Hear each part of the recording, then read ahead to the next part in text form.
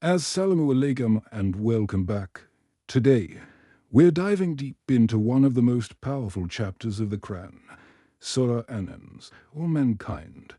This beautiful Makkan Surah, with its 6 verses, is a profound lesson in seeking protection. Along with Surah al-Falaq, it forms what is known as al-awwidhatayn, the 2 chapters of refuge, which our Prophet, peace be upon him, would frequently recite for protection.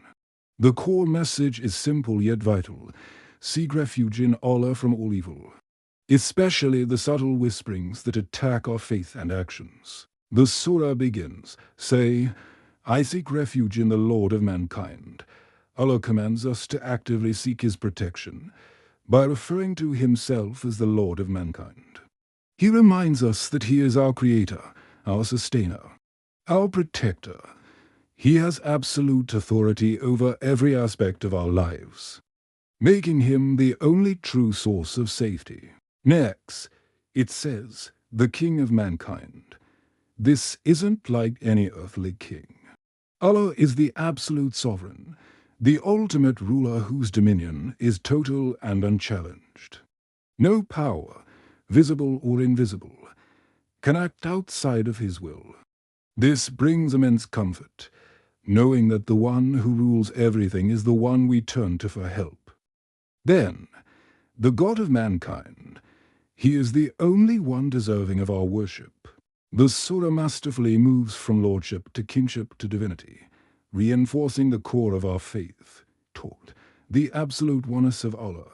So, seeking refuge isn't just a plea for help.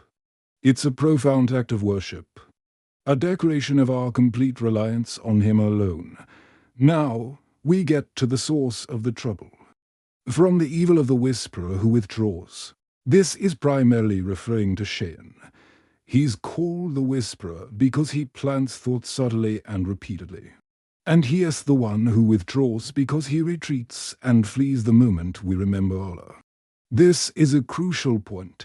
Shaytan's power crumbles in the face of dhikr, the remembrance of Allah. Verse 5 explains his method, who whispers into the heart of mankind. He doesn't attack you from the outside. He targets the very core of your being, your heart. This is where faith, intentions, and decisions are made. His whispers can sound like your own thoughts, creating doubts, tempting you with sins, or pushing you to despair.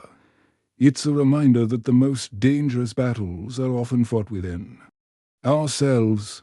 Finally, the surah concludes, from among jinn and mankind. This is a powerful wake-up call. Evil whispers don't just come from the unseen world of jinn. They can also come from people around us through bad advice, harmful ideologies, or negative peer pressure. We must be vigilant against both hidden and visible sources of corruption. So, the core lessons are clear. Allah is our only refuge. The greatest danger isn't physical but spiritual.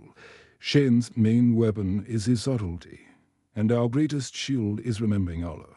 And we must be wary of negative influences from both jinn and humans. May Allah protect us all.